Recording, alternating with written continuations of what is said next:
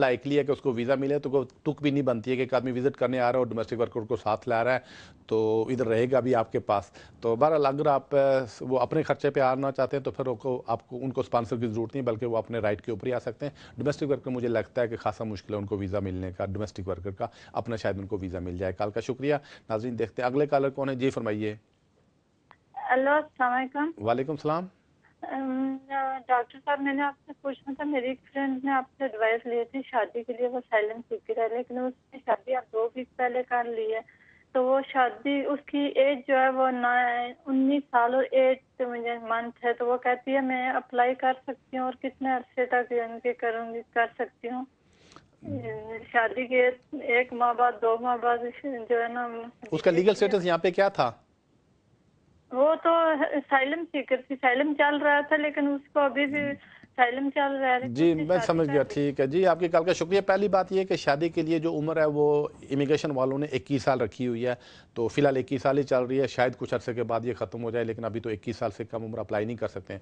दूसरी बात ये कि अगर उनका असाइलम केस चल रहा था, किसी वजह से रिफ्यूज़ हो गया था, उन्होंने अगर शादी कर लिया तो इमिग्रेशन वाले इसको बड़ी सीरियसली देखेंगे कि जेन्युइन शादी है भी है या नहीं है।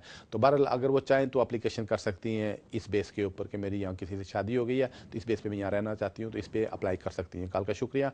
नाज़रीन अगले कॉलर की तरफ बढ़ते हैं। जी फरमाइए। जी अस्सलाम वालेकुम। वालेकुम सलाम। मलिक साहब अवैस बात कर रहा हूँ। एक मुख्तसर सा सवाल है।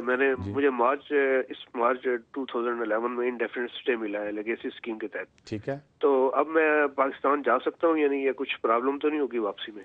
जी। आपकी कॉल का शुक्रिया। आपको कोई प्रॉब्लम नहीं होगी, बिल्कुल जिसको इंडेफिनिट स्टे मिल जाए तो वो बिल्कुल एनी टाइम अपनी कंट्री में जा सकता है, कोई प्रॉब्लम नहीं होगी। लेकिन कोशिश करें कि जब जाएं और 3 महीने से ज़्यादा, 1 साल में उधर ज़्यादा टाइम ना गुजारें, क्योंकि इसका आपके नेशनलिटी पर असर कर पड़ेगा। तो आपके जाने पर कोई पाबंदी नहीं है। कॉल का शुक्रिया। नाजरीन देखते हैं अगले कॉलर कौन है। जी फरमाइए। Assalamu alaikum. वालेकुम सलाम। Basically, I just want to know if I got married in Pakistan and he's actually used me for indefinite stay, and I just wondering if I can revoke the stay. Thank you for your call. Basically, it's very difficult because once if he has stayed with you and you basically signed the application form and you supported the application form, so you supported him, and once he got indefinite stay, then it's very unlikely. But if indefinite stay is obtained on the basis of deception, so you may report to the Home Office, but it's very unlikely. Thank you for your call. नाज़रीन देखते हैं अगले collar कौन है। जी फरमाइए। Hello. जी फरमाइए। Hello Malik साहब, मैं आपसे क्वेश्चन पूछना चाहता हूँ। जी पूछिए। मैं इटली से बोल रहा हूँ। मेरी वाइफ के पास इधर यूरोपियन पासपोर्ट है। हम अच्छा। यहाँ पर इंग्लैंड में मूव होना चाहते हैं, तो हमारे को कोई प्रोसीजर बताएंगे कुछ? जी मेरे पास इंडियन पासपोर्ट है। जी मैं समझ गया। आपकी कॉल का शुक्रिया। बिल्कुल वो इधर आ सकती हैं, बशर्ते को इधर आकर इंटेंशन उनकी हो और इधर आकर काम करें, तो बिल्कुल आप आ सकते हैं उनके साथ। चूँकि ऐसा कानून है कि जो आदमी अगर यूरोपियन सिटीजन हो तो वो अपने फैमिली को यहाँ पे ला सकता है। आप बिल्कुल ला सकते हैं। कॉल का शुक्रिया। नाजरीन देखते हैं अगले कॉलर कौन है। जी फरमाइए। जी फैमिली के साथ में यहाँ पे हूँ और मैंने अंडर लीगेसी में मेरा केस रखा हुआ था, जो कि नो बेसिस के ऊपर कैंसिल हो गया। अच्छा। और मेरा वकील अभी बोल रहा है कि ह्यूमन राइट पे FLRO अप्लाई करे, तो मैं वो करूँ या जैसे आप बता रहे हैं वैसे हाई कोर्ट में लेके जाऊँ, क्या करूँ? जी आपकी कॉल का शुक्रिया। जहाँ तक FLRO का तल्लुक है उसमें बहुत कम चांसेस हैं आपको इंडेफिनिट स्टे मिलने के, तो ज़्यादा बेहतर है लेगेसी में आपके एटलीस्ट काफ़ी सारे ज़्यादा चांसेस हैं। तो मेरा अपना ख्याल है कि अगर आपकी केस रिफ्यूज़ हो गया लेगेसी में तो इसको आगे हाई कोर्ट में ले जाएँ, तो वहाँ से आपके चांसेस मिलते हैं। चूँकि लेगेसी में अगर हज़ारों नहीं बल्कि लाखों की तादाद में लोगों को स्टे मिल गया तो आपको भी मिलना चाहिए था। अगर किसी वजह से आपको स्टे नहीं मिला है तो ये सॉर्ट ऑफ डिस्क्रिमिनेशन है, इसको आप हाई कोर्ट में ले जाएँ, वहाँ से आपके ज़्यादा चांसेस हैं। कॉल का शुक्रिया। नाज़रीन देखते हैं अगले कॉलर कौन है। जी फरमाइए। हेलो नमस्कार मलिक साहब। जी नमस्कार। मैं अमरजीत बोल रहा हूँ लेस्टर से। मलिक साहब। जी अमरजीत जी फरमाइए। मैं आपको पूछना था, मेरी मदर है, उनको जो है नेशनलिटी तो ले लिया लेकिन ब्रिटिश पासपोर्ट नहीं बनाया, तो मैं ये पूछना था कि वो इंडियन पासपोर्ट पे जा सकते हैं कि नहीं जा सकते? जी आपकी कॉल का शुक्रिया। असल में नहीं जा सकते। उसमें प्रॉब्लम यह है कि आप अगर इंडियन गवर्नमेंट को पता चल गया तो वो प्रॉब्लम खड़ी हो जाएगी कि इन्होंने ब्रिटिश नेशनलिटी ले रखी है। तो बहरहाल आपके इंडियन हाई कमीशन से कांटेक्ट कर लें तो उसमें फिर वो शायद आपको एडवाइस कर सकेंगे आप क्या कर सकते हैं। वैसे एक आजकल एक है कि डुअल नेशनलिटी भी आप रख सकते हैं, बाज़ रिस्ट्रिक्शन के साथ अप्लाई कर सकते हैं। लेकिन अगर इंडियन हाई कमीशन वालों को या इंडियन गवर्नमेंट को पता चल गया कि आपके पास ब्रिटिश नेशनलिटी या आप इंडियन पासपोर्ट पर ट्रैवल कर रहे हैं तो प्रॉब्लम खड़ी हो सकती है। कॉल का शुक्रिया। नाजरीन देखते हैं अगले कॉलर कौन है। जी फरमाइए। वालेकुम वालेकुम सलाम। ये मलिक साहब मेरा नाम है, मेरे 2 क्वेश्चन है छोटे छोटे। एक ये कि मुझे 9 ईयर हो गए यहाँ पे और लेगेसी में केस है।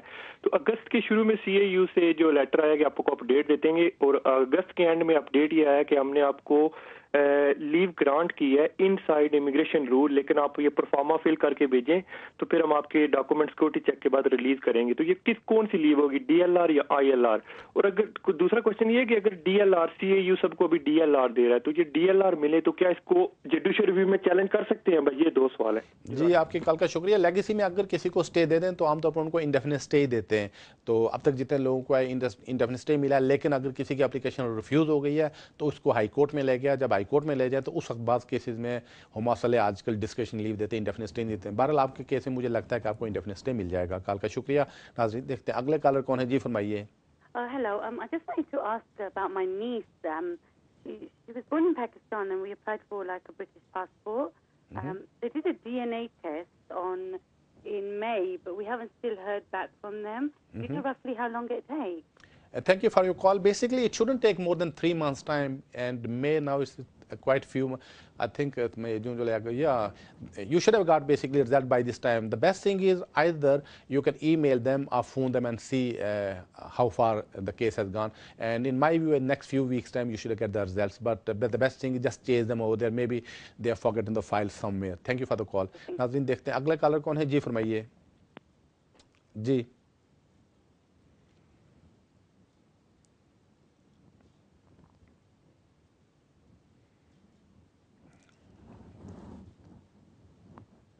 जी फरमाइए। बात करनी जी कीजिए, फरमाइए। आज ये पूछना था कि हमें DLR मिला है लास्ट मंथ 2 अगस्त को। उसके बाद उन्होंने लेटर भेजा 26 तारीख को कि आपको हम करंट के मुताबिक देंगे। तो वो पूछना था, और ये पूछना था कि बेनिफिट लें तो कोई फर्क पड़ेगा हमें? तो आपको 3 साल का स्टे मिला है? जी 3 साल। मेरे डैड 98 से इधर थे। जी ठीक है जी। आपकी कॉल का शुक्रिया। हाँ, अगर आपको डिस्कशन लीव मिला तो आप बेनिफिट इसमें ले सकते हैं, ट्रैवल कर सकते हैं। इसमें काफ़ी सारे राइट्स हैं, बेनिफिट भी आप ले सकते हैं। आप अलाउड है बेनिफिट्स लेने को। कॉल का शुक्रिया। नाज़रीन देखते हैं अगले कॉलर कौन है। जी फरमाइए। जी अस्सलाम वालेकुम जी। वालेकुम सलाम। जी मेरा नाम साहिल है, मैं लंदन से बात कर रहा हूँ जी। 10 ईयर्स से यहाँ पे स्टूडेंट हूँ, और अनफॉर्चुनेटली ये हुआ कि अप्रैल में 15 अप्रैल को मेरा वीज़ा एक्सपायर हुआ था। अच्छा। जो कि मैंने ये सोच रहा था कि वो 15 मई को एक्सपायर हो रहा है। तो मैं बीमार भी था, डॉक्टर के पास भी गया था, अपॉइंटमेंट भी बुक की थी, सब कुछ किया था, और उनके रिकॉर्ड में भी है ये बात। अच्छा। तो मैं 25 अप्रैल को मुझे पता चला कि मेरा तो वीज़ा एक्सपायर है, और फिर उसके बाद मुझे सारा प्रोसेस करने में 1 महीना लग गया। अच्छा। और मैं फिर FLRO मैंने अप्लाई किया। जब FLRO अप्लाई किया तो मैं MBA का स्टूडेंट था, मैंने MBA के लिए अपना डिसर्टेशन भेजी थी, रिजल्ट का वेट कर रहा था।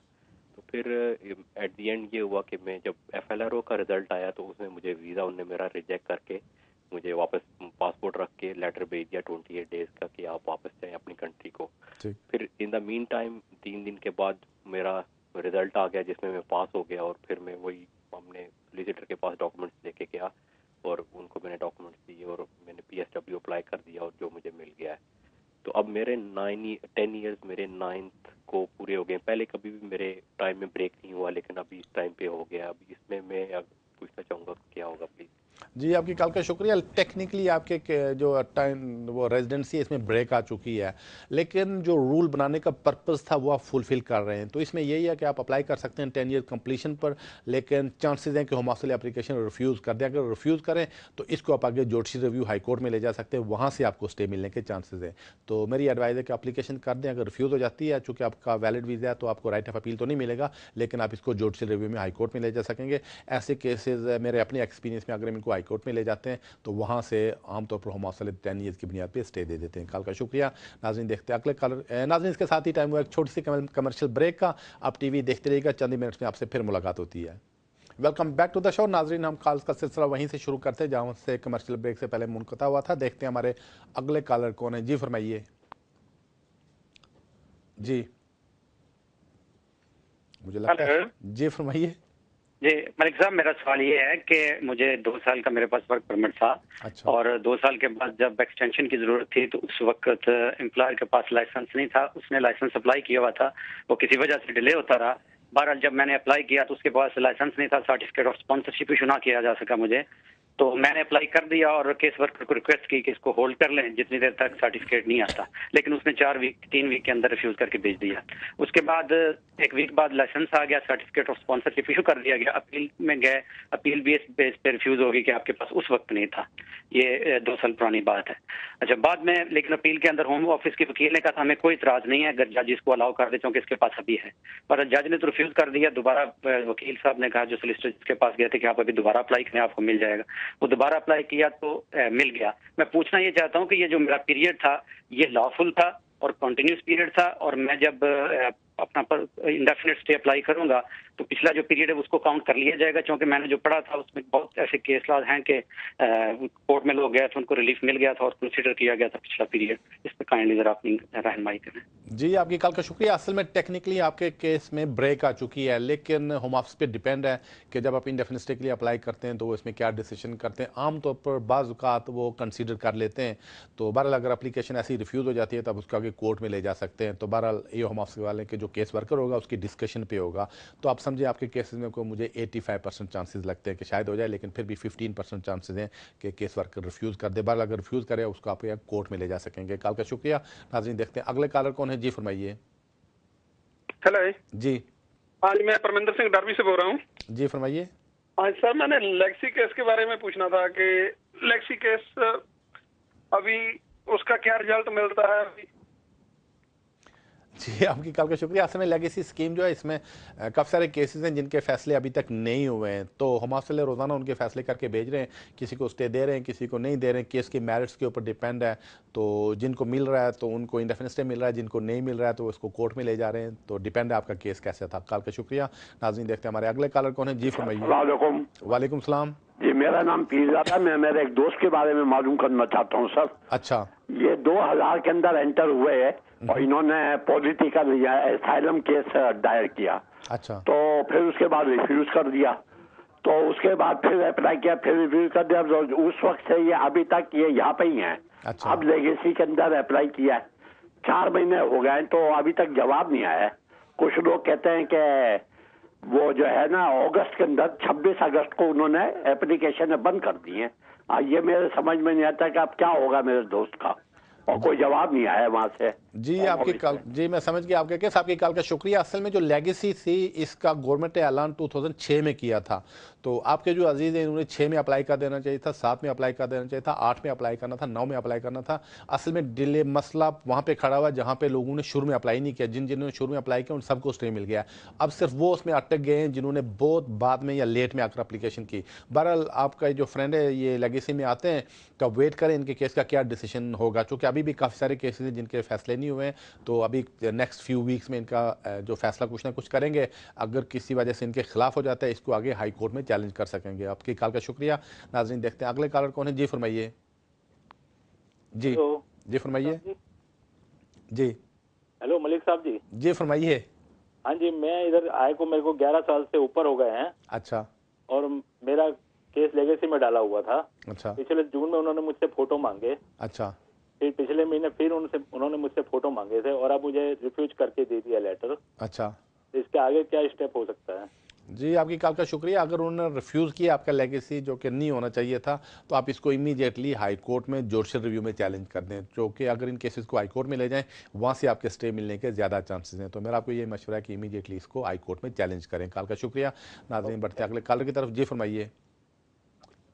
जी हेलो। जी फरमाइए। हेलो। जी, आप मुझसे बात करें, आप टीवी ना देखें। हेलो। जी, मुझे आपकी कॉल डिस्कनेक्ट करना पड़ेगी क्योंकि आप मुझसे बात नहीं कर रहे हैं बल्कि आप टीवी पे वो आंसर सुनने की कोशिश कर रहे हैं, जो कि खासा मुश्किल उसमें पेश आती है। कॉल का शुक्रिया। नाज़रीन, देखते हैं हमारे अगले कॉलर कौन है। हेलो, अस्सलाम वालेकुम। जी वालेकुम सलाम। जी, मेरा आपसे ये क्वेश्चन है कि यहाँ एक नेशनलिटी का फॉर्म है और इसके ऊपर जो चीज़ मेंशन है वो थोड़ी सी मेरे लिए कंफ्यूजन है और मैं चाह रही हूँ कि मैं थोड़ा सा आपसे क्लियर कर लूँ। इधर ये लिखा हुआ है कि please indicate the section of the British nationality act 1981 under which you would like the application considered, because this is ये जो ना बच्चों का सेक्शन है, तो मैं चाह रही हूँ कि मुझे थोड़ा सा। अभी आपका सवाल क्या है? मेरा क्वेश्चन ये है कि यहाँ हमें क्या लिखना चाहिए? जी, आपकी कॉल का शुक्रिया। मुझे पता नहीं कि आपको वहाँ पे क्या लिखना चाहिए। ज़्यादा बेहतर आप किसी वकील के दफ्तर में जाएं। ये जो फार्म होते हैं तकरीबन 13-14 पेजेस का फार्म होता है, तो ऐसा पॉसिबल नहीं होगा इस प्रोग्राम में कि मैं यहाँ से आप वहाँ से सवाल पूछें, मैं आपको डिक्टेट करता रहूँ। ऐसा पॉसिबल नहीं होगा क्योंकि इतना टाइम नहीं होता है। ज़्यादा बेहतर आप किसी वकील के दफ्तर में जाएँ, उनसे जाकर बैठें और बैठ कर उनके साथ ये फार्म कंप्लीट कर लें। कॉल का शुक्रिया। नाज़रीन, देखते हैं हमारे अगले कॉलर कौन है। जी फरमाइए। जी जी फरमाइए। हेलो जी हेलो जी फरमाइए। ये मैंने सत श्री अकाल जी। जी सत श्री अकाल। मैंने एक बात पूछनी थी आपसे। अच्छा। ये मैंने इंडिया से डाइवोर्स करा के यहाँ पे यूके में मैजिक कर ली है। अच्छा। तो मुझे यहाँ ब्रिटिश पासपोर्ट मुझे मिल गया है। अच्छा।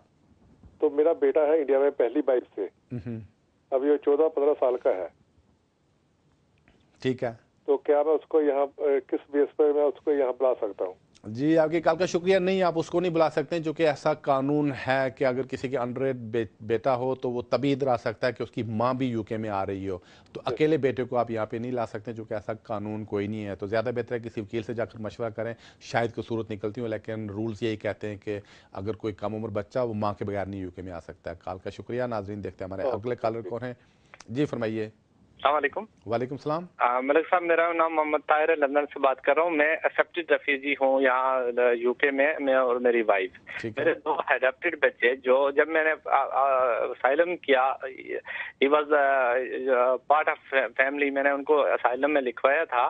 तो मैंने एप्लीकेशन रूल 352D के तहत अप्लाई किया था कि मुझे अकोमोडेशन और ये मैनेज करने की जरूरत नहीं है। तो उन्होंने यही इल्जाम एलिगेशन लगा के तो रिफ्यूज कर दिया हुआ है। ठीक। तो इस पे आप मुझे तफसील से बताएंगे? जी, आपकी कॉल का शुक्रिया। अगर एप्लीकेशन उनकी वीज़े की रिफ्यूज़ हुई है, इसके खिलाफ यही है कि 28 दिन के अंदर आप अपील करते हैं। उन्होंने आपको अपील का राइट दिया होगा, आप यही अपील करें। तो अपील में जब आपका केस इमिग्रेशन जज के सामने जाएगा तो वहाँ अपना वर्शन देखें। तो अगर तो जज बिलीव कर लिया कि ये बच्चे आपके हैं तो वो आपको अलाउ कर सकता है। मेरे अडॉप्टेड बच्चे हैं, मेरे पास गार्डियनशिप, अडॉप्शन लेटर, एवरीथिंग है। ठीक है। तो मुझे अकोमोडेशन मेंटेन कर। ठीक है, तो इसमें यही जैसा कि मैंने एडवाइस किया, इसमें आप अपील कर दें इमीडिएटली। कॉल का शुक्रिया। नाज़रीन, देखते हैं हमारे अगले कॉलर कौन है। जी फरमाइए। हेलो, अस्सलाम वालेकुम। वालेकुम सलाम। एक सवाल है कि मेरे हस्बैंड ने ना सालन किया, ठीक है। अच्छा। ते पिछले महीने ना सानू मिल गया DLR ना 15 तरीक। ठीक है।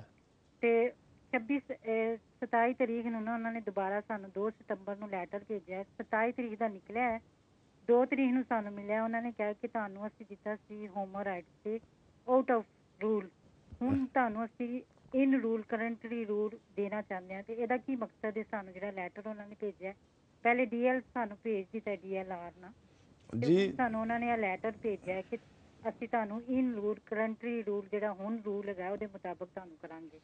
ਇਹਦਾ ਮकसद ਕੀ उन्होंने? जी, आपकी कॉल का शुक्रिया। अगर आपको 3 साल का स्टे मिल गया है तो वो काफ़ी है, इसमें अच्छे खासे राइट्स होते हैं। लेकिन ये जो 3 साल का स्टे या डिस्कशन लीव होती है, आउटसाइड ऑफ इमिग्रेशन रूल्स होती है कि जब आप एप्लीकेशन करते हैं, बाज़ वक़्त आपके हालात ऐसे होते हैं लेकिन आप रूल्स में फिट नहीं होते, रूल्स उसको अलाउ नहीं करते। लेकिन फिर भी जी, तो जब आप ऐसी एप्लीकेशन करते हैं जो आउट ऑफ इमिग्रेशन रूल्स, बाज़ वक़्त इमिग्रेशन वाले आपको डिसीजन दे देते हैं, लेकिन शायद आपको वो जो डिसीजन मिलने के बाद किसी वजह से उन्होंने देखा हो कि आप विद इन रूल्स आती हो। तो अब मुझे पता नहीं आपकी क्या एप्लीकेशन थी। तो ज़्यादा बेहतर अपने सोलिसिटर से जाकर मशवरा कर लें, उनको जाकर दिखाएं कि ये लेटर मिला है, तो वो आपको एडवाइस कर सकते हैं कि इस लेटर का क्या मतलब है। आपकी कॉल का शुक्रिया। नाज़रीन, देखते हैं हमारे अगले कॉलर कौन है। जी फरमाइए। हेलो मलिक साहब, मेरा इमिग्रेशन स्टेटस है tyre 1 general point based system. मुझे इंडिया से 3 साल की वीजा मिली थी मार्च 2009 में, और मैंने इंग्लिश लैंग्वेज प्रोफिशिएंसी के मुझे पॉइंट वहाँ से मिले थे क्योंकि मेरी क्वालिफिकेशन मास्टर्स इन मेडिसिन है। अभी फिलहाल 3 साल के at the end of 3 years next year मुझे वापस उसको एक्सटेंशन के लिए भेजना है। तो क्या मुझे आईलेट्स की एग्जाम देनी पड़ेगी या इंडिया की जो मास्टर्स क्वालिफिकेशन है उसके बेस पे मैं इंग्लिश लैंग्वेज प्रोफिशिएंसी के 5 पॉइंट्स क्लेम कर सकूंगा या नहीं? जी, आपकी कॉल का शुक्रिया। अगर तो उन्होंने शुरू में आपको दे दिए थे पॉइंट्स आपकी इंग्लिश की क्वालिफिकेशन की बुनियाद पे, तो मुझे नहीं लगता कि आपको आइल्स करने की ज़रूरत पड़ेगी, क्योंकि पहले अगर आपको पॉइंट्स मिल चुके हैं डिग्री के और बाकी चीज़ों के, तो अब नया आपको एग्ज़ाम करने की ज़रूरत नहीं है। कॉल का शुक्रिया। नाज़रीन, देखते हैं हमारे अगले कॉलर कौन है। जी फरमाइए। हेलो सर, सत श्री अकाल। जी सत श्री अकाल। सर मैंने पूछना था सी कि ਇੰਡੀਆ ਤੋਂ ਆਏ ਸੀਗੇ ਬਈ ਸਿੱਧਾ ਮੈਂ ਸਪਾਊਸ ਵੀਜ਼ਾ ਮੇਰੀ ਵਾਈਫ ਸਟੱਡੀ ਕਰਦੀ ਸੀਗੀ ਠੀਕ ਹੈ ਤੇ ਸਰ ਸਾਡਾ ਵੀਜ਼ਾ ਫਰਵਰੀ ਦੇ ਮਹੀਨੇ ਫਿਨਿਸ਼ ਹੋ ਜਾਣਾ ਅੱਛਾ ਇਸ ਕਰਕੇ ਸਰ ਅਸੀਂ ਕਿੱਦਾਂ ਇੱਥੋਂ ਅਪਲਾਈ ਕਰਦੇ ਸਕਦੇ ਕਿ ਜਾਂ ਸਾਨੂੰ ਵੀ ਇੰਡੀਆ ਜਾ ਕੇ ਅਪਲਾਈ ਕਰਨਾ ਚਾਹੀਦਾ ਤਾਂ ਵਾਈਫ ਨੇ ਕਿ ਸਟੂਡੈਂਟ ਵੀਜ਼ਾ ਨੇ ਯੈਸ ਵਾਈਫ ਮੇਰੀ ਸਰ ਸਟੂਡੈਂਟ ਹੈ ਮੈਂ ਸਪਾਊਸ ਹਾਂ ਜੀ ਹਾਂ ਬਿਲਕੁਲ ਥੈਂਕ ਯੂ ਤੁਹਾਡੀ ਕਾਲ ਦਾ ਸ਼ੁਕਰੀਆ ਤੁਸੀਂ ਇੱਥੋਂ ਅਪਲਾਈ ਕਰ ਸਕਦੇ ਹੋ ਤੁਹਾਨੂੰ इंडिया जाने की लोड़ नहीं है thank you for the call नाज़रीन देखते हैं हमारे अगले कॉलर कौन है जी फरमाइए वालेकुम सलाम जी मेरे दो सवाल हैं कि हमने 6 लोगों ने फैमिली ने यहाँ पे असाइलम अप्लाई किया अच्छा और उसने हमें रिफ्यूज कर दिया और फिर अब आके इस महीने में हमारी फर्स्ट ट्राइब्यूनल में अपील जो है अलाउड हुई है तो उसके मतलब ये है कि उनने जज ने जो समरी ऑफ डिसीजन है उसमें लिखा हुआ है the appeals are allowed on asylum ground and the appeals are allowed on human rights ground.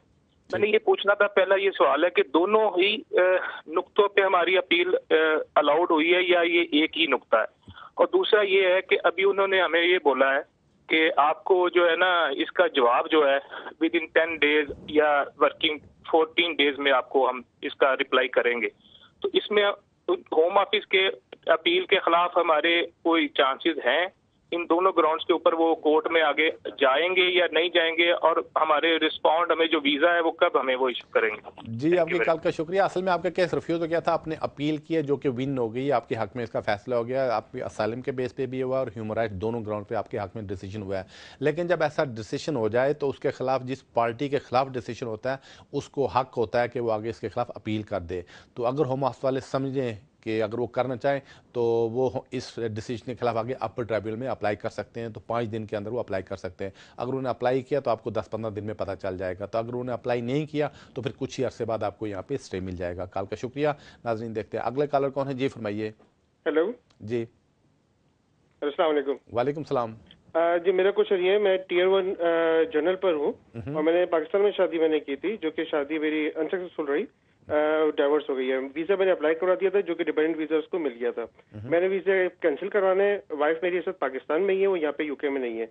Evidence and evidence unit जो इनको मैंने इन्फॉर्म कर दिया है मुझे कोई पूछना है कि ये मेक श्योर करना है कि ये वीजा कैंसिल हो जाए तो इसका क्या प्रोसीजर होता है क्या होता है वो प्लीज मुझे बता दीजिए। 2 मिनट बाद जवाब दीजिएगा मैं टीवी पर आपको जवाब सुन लूँ। Thank you.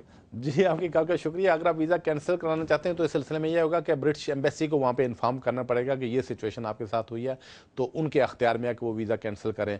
तो लेकिन इसमें टेक्निकल प्रॉब्लम ये होती है कि जो पासपोर्ट होता है वो जो अप्लीकेंट है यानी आपकी वाइफ के पास है तो वो अगर एनी टाइम आ जाए तो एयरपोर्ट पर अगर किसी ने कंप्यूटर चेक नहीं किया तो चांसेस हैं कि उनको वैसे ही यहाँ पर आने की एंट्री दे देंगे। क्योंकि आमतौर पर जब एयरपोर्ट पर कोई आदमी आता है वहाँ पर लंबा क्यू लगा होता है तो कंप्यूटर में वो चेक नहीं करते बल्कि वीज़ा स्टिकर देकर ही वीज़ा दे देते हैं। तो इसमें चांसेस हैं कि वो दोबारा यहाँ पे आ सकती हैं लेकिन फिर भी आप ब्रिटिश एम्बेसी को या ब्रिटिश हाई कमीशन को इन्फॉर्म कर दें। कॉल का शुक्रिया। नाज़रीन देखते हैं अगले कॉलर कौन है जी फरमाइए। नाज़रीन इसके साथ ही टाइम एक छोटी सी कमर्शियल ब्रेक का आप टीवी देखते रहिएगा चंद ही मिनट्स में फिर मुलाकात होती है। Welcome back to the show. नाज़रीन देखते हैं हमारे अगले कॉलर कौन है जो काफ़ी देर से इंतजार कर रहे हैं जी फरमाइए। जी पे हूँ तो जो ना मैं कि अपनी एक्सटेंशन वर्क परमिट पे लेना चाहता हूँ क्योंकि ये मुझे स्टूडेंट को वर्क परमिट इधर से मिल जाएगा या मुझे पाकिस्तान जाना पड़ेगा या इधर से मैं वर्क परमिट अप्लाई कर सकता हूँ। जी आपकी कॉल का शुक्रिया। वर्क परमिट अब खासा मुश्किल हो चुका है चूँकि इमिग्रेशन वालों ने एक तो उसके ऊपर लिमिट लगा रखी है दूसरा उसके लिए शर्त ये होती है कि आपका 3 साल से ज़्यादा अपनी फील्ड में एक्सपीरियंस हो जो कि आमतौर पर स्टूडेंट्स का नहीं होता। तो इस वजह से ज़्यादा बेहतर आप किसी वकील से जाकर मशवरा कर लें कि आप किसी कैटेगरी में आते हैं या नहीं आते हैं। आमतौर पर स्टूडेंट्स को यहाँ पर वर्क परमिट नहीं देते हैं। कॉल का शुक्रिया। नाज़रीन देखते हैं हमारे अगले कॉलर कौन है जी फरमाइए। हेलो जी हेलो अस्सलाम वालेकुम। वालेकुम सलाम। अच्छा मलिक साहब मेरा एक सवाल है जी कि मैंने लेगेसी में अप्लाई किया हुआ है। अच्छा मेरे बच्चे यहाँ पे बॉर्न है 3 बच्चे हैं मेरे। अच्छा अगर लास्ट ईयर दिसंबर में इन्होंने हमारे से तस्वीरें मंगाई थी। ठीक है। अच्छा मैंने तस्वीरें इनसे भेजी अभी तक कोई जवाब नहीं आया और मुझे उन लोगों ने साइन पर बुला लिया है। अच्छा तो मैंने एमपी से भी लेटर लिखवा के भेजा है लेकिन अभी तक कोई जवाब नहीं आया। एमपी से लेटर भेजने को भी 2 माह हो चुके हैं। अच्छा तो अब मेरे केस का क्या होगा प्लीज डिटेल से बताइए। जी आपकी कॉल का शुक्रिया। मुझे लगता है कि आपने लेगेसी में काफ़ी देर से अप्लाई किया इस वजह से जिन लोगों ने देर से अप्लाई किया उसमें थोड़ी सी प्रॉब्लम आ रही है। बहरहाल अगर आपने अप्लाई कर दिया तो आप इंतजार करें उस केस का क्या फैसला होता है। मीनवाइल अगर उन्होंने साइन के लिए बुलाया है तो बिल्कुल आप साइन करने के लिए जाते रहें उसको मिस ना करें ताकि इस बेस पर आपका केस रिफ्यूज़ ना करें। बाकी जब भी आपके केस का फैसला करेंगे अगर किसी वजह से आपके खिलाफ हो जाता है उसको आप आगे कोर्ट में ले जा सकेंगे। कॉल का शुक्रिया। नाज़रीन देखते हैं हमारे अगले कॉलर कौन है जी फरमाइए। हेलो जी। हाँ जी मलिक साहब, ऐसा मेरे मदर फादर लास्ट 6 साल से इधर आ रहे हैं फैमिली विजिटर के लिए। ठीक है। हम दोनों भाई इधर ही इंडेफिनिट स्टैम्प पर हैं और हमारी एल्डर सिस्टर है वो इधर इंडिया में है।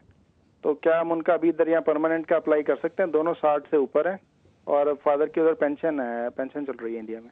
जी, आपकी कॉल का शुक्रिया। इसमें असल में 3 कंडीशंस होती हैं। एक तो ये कि आपके मदर या फादर दोनों में से एक की एज 65 से ज़्यादा की हो, फाइनेंशियली आपके ऊपर खाली डिपेंड करते हो और लुक आफ्टर करने वाला उनका कोई ना हो। तो अगर ये तीनों शराइत पूरी कर सकते हैं तो आप इनकी एप्लीकेशन यहाँ से भी कर सकते हैं और अगर वहाँ से एप्लीकेशन करना चाहें वहाँ इंडिया से भी अप्लाई कर सकते हैं। कॉल का शुक्रिया। नाजरीन बढ़ते हैं अगले कॉलर की तरफ। जी फरमाइए। हेलो जी। अस्सलाम वालेकुम मलिक साहब। वालेकुम सलाम। हाँ जी, मेरा सवाल ये है, मैं है ना ये कंट्री में 1996 से आया था। अच्छा। मैं इलीगल आया था। मैंने यहाँ शादी किया, मेरे बच्चे भी है 3 यहाँ पे। एक तो 14 साल की बच्ची है और मैं यहाँ रहता था। सभी जगह मैं रिफ्यूज कर दिया था उन्होंने। बाद में मेरा केस ह्यूमन राइट आर्टिकल 8 में चला गया कोर्ट में।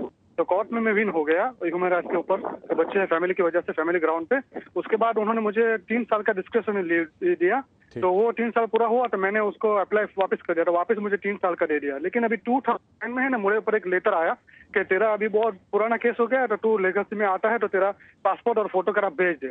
तो मैंने पासपोर्ट और फोटोग्राफ उधर भेज दिया और मैं फिर मेरा जो 2011 अभी अप्रैल में पूरा हो गया मेरा डिस्कशन लीव। तो मैंने सोचा कि उन्होंने मंगवा लिया है तो मैं ये रिन्यू नहीं करवाया और मैं उसके ऊपर बैठा रहा जो लेगसी के ऊपर।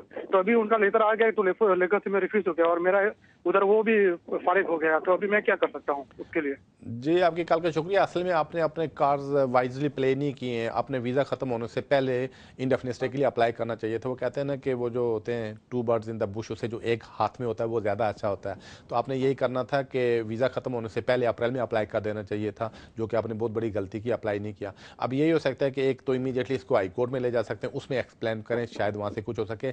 दूसरा ऑप्शन ये कि आप नई एप्लीकेशन भी कर सकते हैं डिस्कशन लीव की, लेकिन उसमें मुझे लगता है कि प्रॉब्लम का सामना होगा। ज़्यादा बेहतर है इसी को आगे हाई कोर्ट में ले जाएं। कॉल का शुक्रिया। नाज़रीन देखते हैं अगले कॉलर कौन है। जी फरमाइए। जी हेलो जी फरमाइए। मलिक सर जी, मैं 2007 में यहाँ पर आया था विजिटर वीजे पे और मैं ओवर स्टे हुआ था और मैं जॉब भी एक ही जगह कर रहा हूँ 3-4 साल से। तो कुछ हो सकता है कि नहीं, वो जरा बताइए। जी, आपकी कॉल का शुक्रिया। मुझे असल में पहली बात अपने गलती के जब आए थे यूके में 2007 में, उसी वक्त वीज़े को किसी वकील से मशवरा करके अगर किसी कैटेगरी में आते थे इसको आगे करना था, इलीगल नहीं होना था। फिर भी आप किसी अच्छे वकील के पास चल जाएं, उनसे मशवरा करें, शायद आप किसी कैटेगरी में अप्लाई कर सकते हैं। मुझे लगता है शायद आप ह्यूमन राइट्स में अप्लाई कर सकते हैं, लेकिन किसी वकील से मशवरा कर लें और वो आपको बताएंगे कि आपकी पूरी बात सुनने के बाद कि आप किस कैटेगरी में अप्लाई कर सकते हैं। आपकी कॉल का शुक्रिया। नाज़रीन देखते हैं अगले कॉलर कौन है। जी फरमाइए। हेलो, अस्सलाम वालेकुम। वालेकुम सलाम। मेरा नाम इब्राहिम मलिक है, मैं मैनचेस्टर से बात कर रहा हूँ। मैंने अपनी वालदा के मुतल्लिक पूछना था। वो 2 दफ़ा यहाँ पे आई है विजिट पे और वापस चले गई। लेकिन लास्ट टाइम ऐसा हुआ कि हमने जब अप्लाई किया तो मेरा छोटा भाई पाकिस्तान में है, तो उसको कोई एजेंट मिल गया। उसने कहा कि आपका जो डॉक्यूमेंट्स है वो इतने स्ट्रांग नहीं है, तो अगर आप मुझे इतने पैसे दे दें तो मैं आपको स्ट्रांग डॉक्यूमेंट्स। उसने कोई बैंक स्टेटमेंट रॉन्ग लगा दी उसने ना, तो उस बेस पे उन पे 10 साल का जो है ना वो लग गया है बैन। तो यहाँ पे हमने वकील भी किया है और कोर्ट में भी गए, लेकिन वो 10 साल का बैन जो है वो नहीं टूटा। तो उनके मतलब पूछना था, उनकी उम्र 75 है इस वक्त, तो ह्यूमन राइट्स बेस पे या कुछ हो सकता है? अगर हो सकता है तो प्लीज जी, आपकी कॉल का शुक्रिया। इसमें आपने बहुत गलती की। इसमें यही कि नया रूल यही उन्हें बनाया कि अगर कोई आदमी कोई जाली या फेक डॉक्यूमेंट सबमिट करता है तो उसको ना सिर्फ वीज़ा नहीं देते हैं बल्कि 10 ईयर तक बैन दे देते हैं। तो आपकी मम्मी के साथ भी ऐसे हुआ, उन्होंने 10 ईयर की बैन की, उसको आपने आगे कोर्ट में चैलेंज किया, आप कोर्ट से भी केस हार चुके हैं। तो ऐसी सूरत में अब उनके लिए खासा मुश्किल होगा कि उनको 10 साल तक यूके में एंट्री मिले, क्योंकि कोर्ट से चांसेस थे कि अगर उनकी गलती नहीं थी, अगर जज आपकी बात मान लेता, तो अगर एक कोर्ट से आप हार गए थे, दूसरी या तीसरी कोर्ट में अप्लाई करना था, तो अगर सब कुछ हार चुके हैं तो फिर उनके लिए खासा मुश्किल है यहाँ पे आना। कॉल का शुक्रिया। नाज़रीन देखते हैं अगले कॉलर कौन है। जी फरमाइए। जी था जी फरमाइए। विजिट वीजे के ऊपर तो मेरा अभी पिछले दिनों मेरा ना लेगेसी में नाम आया है कि मैंने फिर ना 2011 में 6 अप्रैल 2011 को मैं जमा करवाई है कि जमा सारी तस्वीर वाले आगे जमा करवा दी है। और इससे पहले मैंने यूरोपियन से मेरी अप्रूवल आ गई थी, तो यूरोपियन से मैंने शादी भी की है, लेकिन वो शादियाँ अप्रूवल अगर आ गई थी, शादी मैंने बाद में की है। तो मेरे अप्रूवल का सर्टिफिकेट और सारा मैंने ना लगा के अपने वकील के थ्रू मैंने भेज दिया हुआ है। अच्छा। तो अभी मेरे 4 के 5 महीने हो गए हैं, तो मेरा अभी तक कोई जवाब नहीं आ रहा, और ना उन्होंने मुझे भी नहीं भेजा रिमाइंडर मैसेज, उन्होंने कुछ जवाब नहीं भेजा, कुछ भी नहीं भेजा कि ये आपका केस हमें मिल गया है कि नहीं मिला, कोई लेटर नहीं भेजा। वकील से मैंने पूछा है तो वकील कहता है कि नहीं, लेगेसी का जो होता है वो नहीं आता, मतलब जवाब नहीं आता कि हमें मिला है कि नहीं मिला, बस वो रख लेते मेरे पास। तो जब वो आपको कोई केस का फैसला करेंगे जब जवाब भेज देंगे, तो प्लीज इसके बारे में हमें बता दीजिए प्लीज। जी, आपकी कॉल का शुक्रिया। असल में आपके दो अलग अलग केसेस हैं, एक तो लेगेसी का केस है और दूसरा मैरिज का केस है। अगर तो आपने मैरिज का केस अप्लाई किया तो उसमें डेफिनेटली वो आपको एक्नॉलेजमेंट भेज देते हैं और 7 काम की परमिशन दे देते हैं। वो आप चेक करें कि आपका जो डिपेंडेंट का केस वो गया है या नहीं गया। अगर वो गया है तो इसमें एक्नॉलेजमेंट आ जानी चाहिए थी। तो जहाँ तक लेगेसी के केस का ताल्लुक है तो उसको भी अगर आप पुश करना चाहें तो कर सकते हैं, उसमें भी आप डिसीजन हो जाना चाहिए था। उसमें बाज़ का तो एक्नॉलेजमेंट भेज देते हैं और बाज़ का तो एक्नॉलेजमेंट नहीं भेजते हैं, लेकिन मैरिज वाले केस में एक्नॉलेजमेंट आ जाने चाहिए थी। आपकी कॉल का शुक्रिया। नाज़रीन, आज की मुलाकात बस इतनी, 1 घंटे का वक्त बड़ी तेज़ी के साथ गुजर गया। जितनी भी कॉल में ले सकता था आपके सामने है मैंने ली, लेकिन फिर भी काफ़ी सारे नाज़रीन हैं जिनकी शायद किसी वजह से कॉल नहीं मिल सकी हूँ। तो आप मुझे अगले हफ्ते तक इजाज़त दीजिए। अगले 5 बजे फिर आपकी खिदमत में यहीं पर मौजूद होंगे। उस वक्त तक के लिए इजाज़त, रब रखा।